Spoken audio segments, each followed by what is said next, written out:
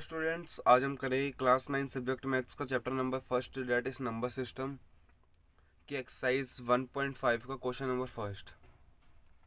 अब question number first में क्या फाइंड करने को हमें बोला है तो देखते हैं। फर्स्ट पार्ट दे रखा है 64 की पावर 1/2। जब कभी भी ऐसा क्वेश्चन दे रखा हो तो सबसे पहले हम इसके निकालेंगे फैक्टर। किसके फैक्टर निकालेंगे? 64 के।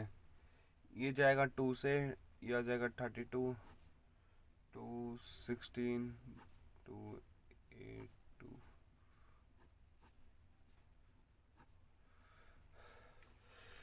फैक्टर निकालने के बाद अब कितने 2 इसके पास आ रहे हैं? 1 2 3 4 5 6, टोटल 64 के अगर हम फैक्टर निकालते हैं तो 6 बारी 2 आ रहा है, तो ये आ जाएगा 2 की पावर 6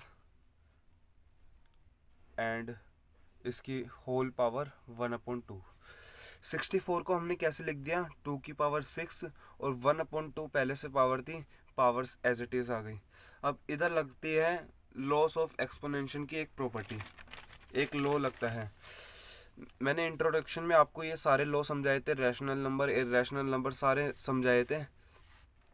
अगर आपको कोई भी डाउट हो ये चैप्टर समझने में तो आप इंट्रोडक्शन जाके देख सकते हैं, बिल्कुल क्लियर हो जाएगा।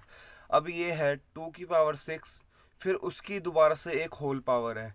ये प्रॉपर्टी है हमारी सेकंड वाली। अगर किसी नंबर के ऊपर एक पहले से ही पावर हो और फिर उसके ऊपर दोबारा से एक होल पावर हो तो वो दोनों पावर मल्टीप्लाई हो जाएगी। तो वैसे ही इधर होगा, 2 एज इट इज़ रहेगा, ये दोनों पावर मल्टीप्लाई हो जाएगी। 6 डेट इज 6 इंटू 1/2 हो जाएगा। 2 से काट देंगे, ये आ जाएगा 3, 2 की पावर आ गई 3। अब इसे सोल्व कर लेते हैं। सोल्व करने पर क्या आएगा? 8। आई होप आपको ये समझ आ गया होगा क्वेश्चन। अब सेकंड पार्ट देखते हैं। सेकंड पार्ट क्या दे रखा है? 32 की पावर 1/3।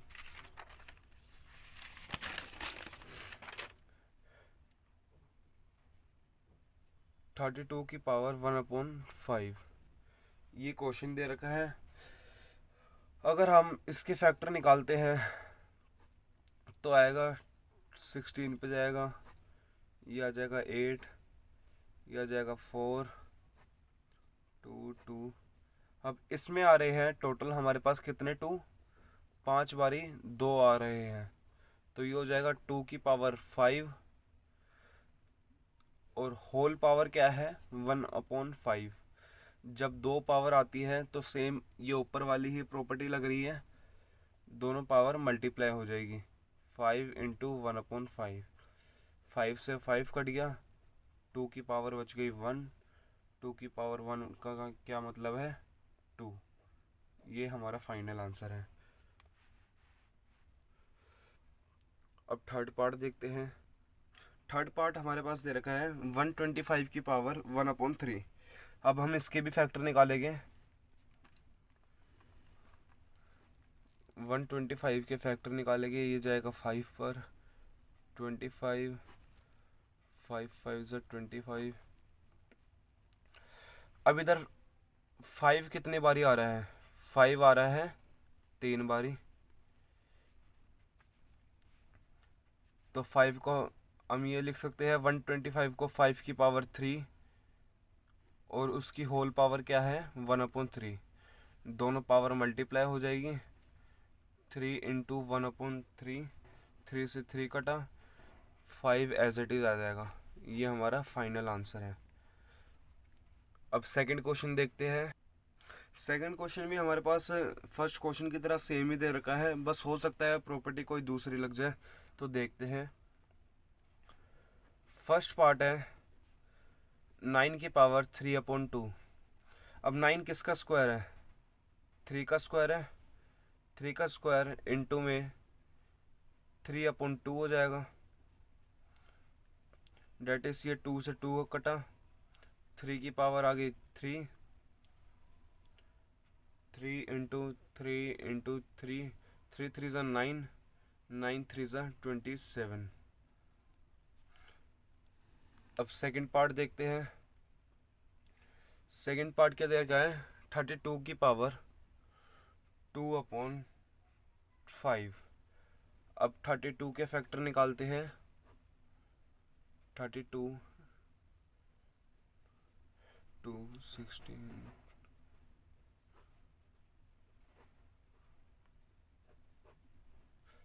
अब इसमें 2 कितनी बारी आ रहा है, 2 आ रहा है 5 बारी। तो 5 बारी 2 आ रहा है, तो हम इसे ऐसे लिख देंगे 2 की पावर 5, फिर उसकी पावर 2/5। जब कोई भी दो पावर ऐसे पावर की पावर हो तो दोनों पावर्स मल्टीप्लाई हो जाती है। डेट इज़ 5 इंटू 2 की पावर 5, 5 1 जा 5, ये बच जाएगा 2 की पावर 2। 2 की पावर 2 का क्या मतलब है, 2 इंटू 2, 2 2 जा क्या होता है 4। फाइनल आंसर हमारे पास ये है। अब थर्ड पार्ट देखते हैं क्या दे रखा है। थर्ड पार्ट दे रखा है 16 की पावर 3/4, 16 की पावर 3/4। अब हम इसके फैक्टर निकालते हैं 16 के। डेट इज 2 8 ज़ा 16, 2 4 ज़ा 8, 2 2 ज़ा 4। अब इसे हम ऐसे लिख सकते हैं 2 की पावर 4, फिर उसकी क्या होल पावर क्या है 3/4। जब भी ऐसे पावर होगी तो दोनों पावर्स मल्टीप्लाई हो जाएगी। 4 इंटू 3/4, 4 1 जा 4, 2 की पावर आ गई 3, 2 की पावर 3 मीन्स 8। अब फोर्थ पार्ट देखते हैं। अब फाइनल आंसर हमारे पास क्या है 8। फोर्थ पार्ट क्या दे रखा है 125 की पावर -1/3। अब हम इसके फैक्टर निकालेंगे, 125 के फैक्टर निकालेंगे। 5 25 जा 125, 5 5 जा 25, 5 1 जा 5।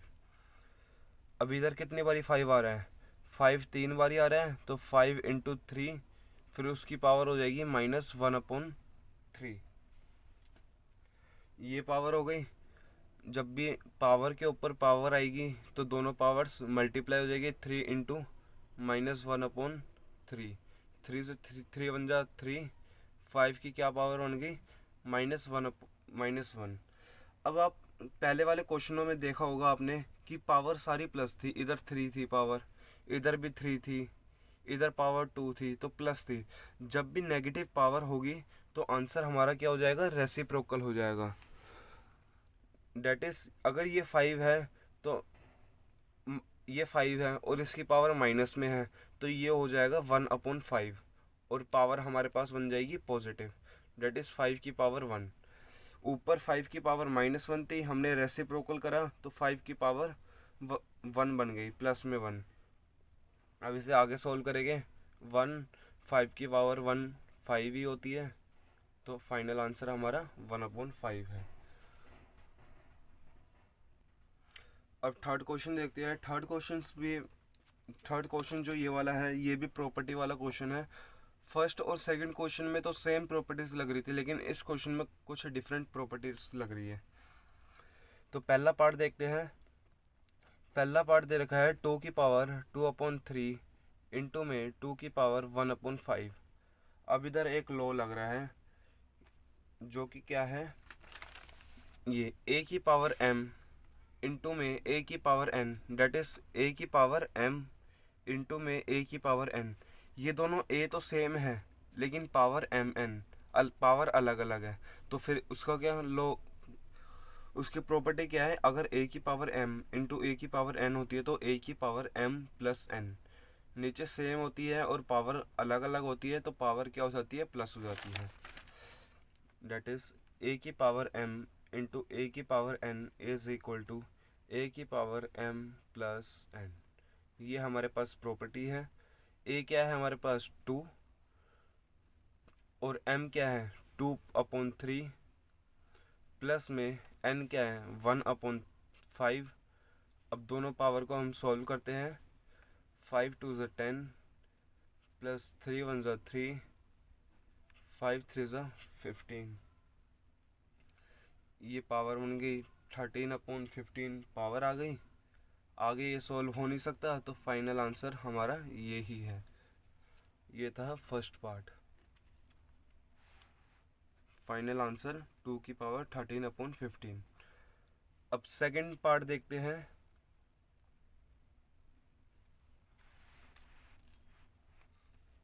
सेकंड पार्ट दे रखा है 1/3 3 की पावर 3 एंड होल पावर 7। जब कुछ ऐसा दे रखा होता है तो ये दो होल पावर है। 7 1 की भी पावर है और 3 की पावर 3 की भी पावर है। मतलब 7 इसकी न्यूमरेटर की भी पावर है और डिनोमिनेटर की भी पावर है। तो दोनों की पावर हम सेपरेट कर देंगे। 1 की पावर 7 अपॉन में 3 की पावर 3 एंड होल पावर 7। अब इसे आगे सोल्व करेंगे।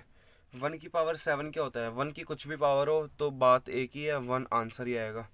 अब जब हमने पिछले क्वेश्चनों में देखा था, जब दो पावर के ऊपर पावर होता है तो दोनों पावर मल्टीप्लाई में हो जाती है। डेट इज 3 की पावर 3 इंटू 7 1 में 3 7 3 ज़ा 21। 3 की पावर क्या आ गई 21। फाइनल आंसर हम ये भी लिख सकते हैं कि 3 की पावर 21। अगर हमें इसे न्यूमरेटर वो डिनोमिनेटर में नहीं रखना और न्यूमरेटर में रखना है तो हम इसे ऐसे भी लिख सकते हैं 3 की पावर -21। दोनों आंसर सही है, आप कोई भी आंसर रख सकते हो। अब थर्ड पार्ट देखते हैं। अब थर्ड पार्ट है हमारे पास 11 की पावर 1/2 अपॉन में 11 की पावर 1/4। इसमें लग रही है ये थर्ड वाली प्रॉपर्टी, डेट इज a की पावर m अपॉन में a की power n is equal to a की पावर m माइनस n। जब इधर भी a और a सेम है, इधर भी 11 11 सेम है, सिर्फ पावर का फ़र्क है। क्या फ़र्क है? पावर का। इधर एक जगह m है पावर, एक जगह n है। पावर अलग अलग है और a दोनों जगह सेम है। जब भी ऐसे डिवाइड में होता है तो पावर क्या प्रॉपर्टी लगती है? a की पावर m माइनस n। देखते हैं। अगर हमारे पास a की पावर m अपॉन में a की पावर n दे रखा है तो हम कैसे लिख सकते हैं? a की power m minus n। a क्या है हमारे पास? 11 है। a 11 है। m क्या है? 1/2 माइनस n क्या दे रखा है? 1/4। अगर इसे सोल्व करेंगे तो 4 -2/8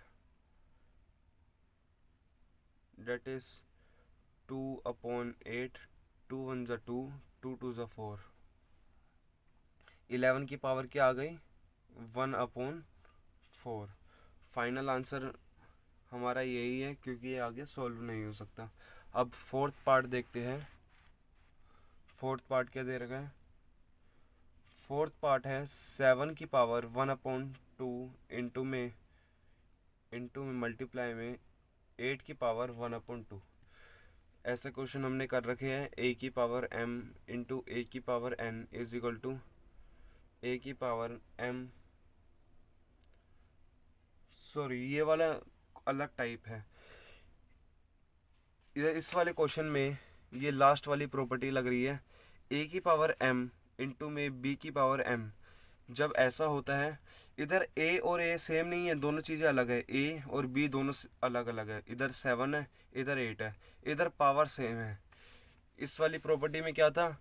a और a सेम था लेकिन पावर अलग थी। इस वाले क्वेश्चन में a और b अलग अलग है, पावर सेम है। अगर ऐसा होता है तो कौन सी प्रॉपर्टी लगती है? a की पावर m इंटू में b की पावर m। ये क्या हो जाएगा? a की पावर b की होल पावर बन जाएगी m।